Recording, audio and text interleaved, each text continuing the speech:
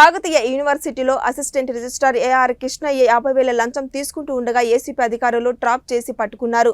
అయితే విద్యార్థులు ట్యూషన్ ఫీజులు ఇతర రుసుములు స్వీకరణ జరిగిన 3 కోట్ల కుంభకోణంపై AR Krishnaiah principal Banna అయ్యలపై committee విచారణ చేస్తున్న సమయంలోనే వీసీ రమేష్ కృష్ణయ్యకు క్యాంపుకు మార్చారు. న్యాయ కోసం కేటాయించిన 10 కోట్ల బిల్లుల్లో చేతివాట కోసమే కృష్ణయ్యను క్యాంపుకు వీసీ బదిలీ చేయించారని గతంలో అనేక ఆరోపణలు వచ్చాయి.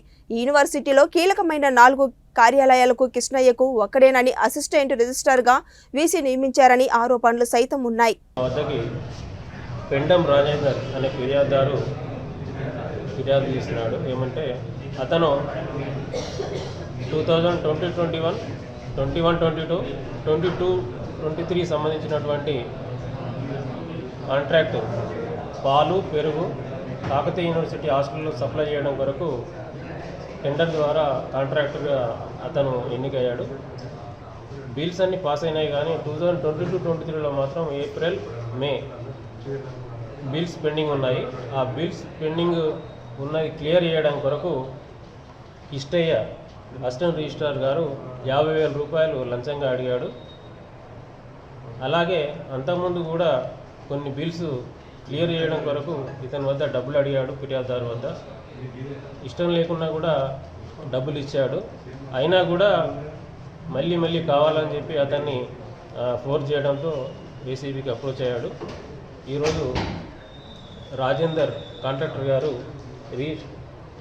కృష్ణయ్య గారికి డబ్బులు ఇస్తుండగా 50,000 మేము రిటర్న్గా పట్టుకున్నాం. ఇతన్ని రిమాండ్ చేసి కోర్టులో ప్రొడ్యూస్ చేస్తాం. ఓకే, చెప్పండి. రాజేందర్, గత 4 సంవత్సరాల నుంచి యూనివర్సిటీకి పాలు పెరుగు సప్లై చేస్తున్నాను. అందులో భాగంగా నాకు 5 నెలల నుంచి పేమెంట్లు బ్యాలెన్స్ పెట్టారు. అప్పుడు వచ్చి ఉన్న డైరెక్టర్ మంజుల మేడం అకౌంట్స్లో డబ్బులు లేవు, యూనివర్సిటీ ఫండ్ ఖాళీ ఉందని చెప్పేసి డబ్బులు ఆపింది. దాని తర్వాత 3 నెలల తర్వాత ఆమె వెళ్ళిపోయిన తర్వాత మళ్ళీ 2 నెలల తర్వాత మళ్ళీ కొత్త డైరెక్టర్ వచ్చిండు. ఆ కొత్త డైరెక్టర్ వచ్చి ఆయన 2 నెలలు వేసిన తర్వాత 5 నెలల పేమెంట్లు మొత్తం ఆపేసి ఏమి ఇవ్వట్లేదు. పేమెంట్ల గురించి అడిగినప్పుడల్లా ఆ అమౌంట్లో డబ్బులు లేవని చెప్పడం జరిగింది. దాని విషయం మీదే రిజిస్టర్ గారిని కూడా కలిశాను. వారికి ఒకసారి మళ్ళీ ఇంకోసారి కూడా కలిశాను. తర్వాత రిటర్న్ కూడా కంప్లైంట్ చేశాను. అయినా పని జరగడం లేదు. డైరెక్ట్ వేరే వాళ్ళకి పేమెంట్లు ఇస్తున్నారు, నాకు కిందకి ఇవ్వట్లేదు సార్ అంటే, వాళ్ళు ఖర్చులకు మాకు డబ్బులు ఇస్తున్నారు, మీకు వస్తానే అవుతుందా, డబ్బు మాకు ఖర్చులు వెళ్ళిన తర్వాత మీకు పేమెంట్ క్లియర్ చేస్తాం, మీరు 10% అమౌంట్ ఏమైనా ప్రిపేర్ చేసి అంటే చెప్పండి, మీకు కూడా నేను చేసి ఇస్తాను అని చెప్పిండు.